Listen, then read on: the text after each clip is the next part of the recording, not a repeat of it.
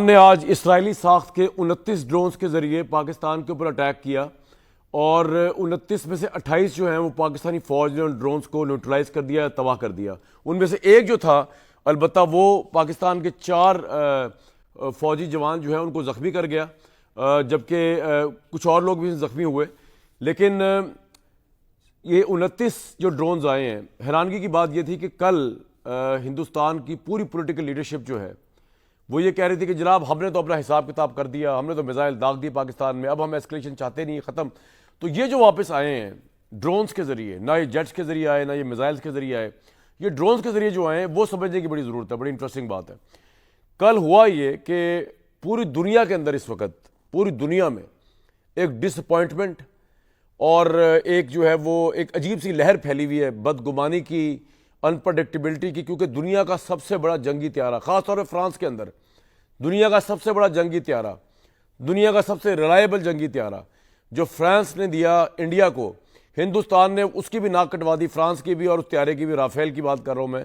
وہ رافیل جو ہے ہمارے حساب سے 3، اور اب تو نیو یارک ٹائمز سے لے کے فرینچ اتھارٹیز تک سب نے مان لیا کہ کم از کم ایک رافیل انڈیا کا وہ تو پاکستان نے گرایا ہے۔ اب یہ جو رافیل ہے اربوں روپے کی یہ پرچیز کی تھی نریندر مودی نے، جب پرچیز کر رہے تھے اس وقت بھی ان کی اپوزیشن بہت خلاف تھی کہ جی ہندوستان غربت میں مر رہا ہے اور آپ اربوں روپے کی ڈیل، 7 ارب ڈالر کی آپ ڈیل کر رہے ہیں، لیکن انہوں نے بہرحال لے لی۔ انہوں نے مودی صاحب کہا کرتے تھے رافیل ہوگا تو پاکستان کی ہم چھکے چھڑا دیں گے۔ وہ رافیل گر گیا۔ رافیل کیا گرا، رافیل کے سٹاکس بھی گر گئے۔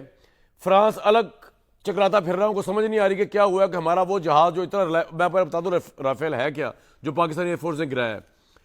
جوہری میزائل داغنے کی صلاحیت رکھتا ہے بھائی یہ رافیل، جو ہندوستان کے 3 گرائے ہیں پاکستان نے، اور جن میں سے ایک کو میں دوبارہ بتا رہا ہوں، دنیا کے ہر انٹرنیشنل میڈیا، فرانس کی گورنمنٹ، ان سب نے تصدیق کی ہے کہ یہ گرے ہیں۔ اس کی خصوصیت یہ ہے کہ اس کو بھائی فورس ملٹی پلائر کہا جاتا ہے۔ اس کی فلائنگ رینج عام جنگی طیاروں سے بہت زیادہ ہے۔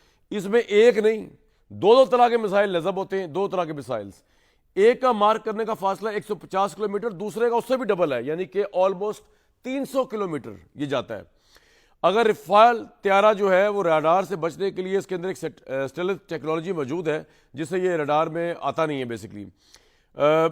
اس طیارے کا 9 ٹن وزن کے ہتھیار کے ساتھ، یعنی کہ 9 ٹن وزن کا ہتھیار بھی یہ طیارہ لے سکتا ہے، جبکہ جو F-16 جس کو ہم بہت بڑی چیز سمجھتے ہیں ہمارے پاس ہے، وہ صرف 5 ٹن ہتھیار اٹھا سکتا ہے۔ رافیل طیارہ جو گرایا پاکستانی فورس نے ہندوستان کا، 150 کلومیٹر دور سے اپنے ہدف کو نشانہ بناتا ہے، جبکہ اگر F-16 کا اس سے موازنہ کیا جائے وہ صرف 100 کلومیٹر۔ تو بھائی یہ رافیل جب گرے کل تو آبویسلی مودی حکومت جو ہے اس کا مورال بھی گرا، ہندوستانی فوج کا مورال بھی گرا۔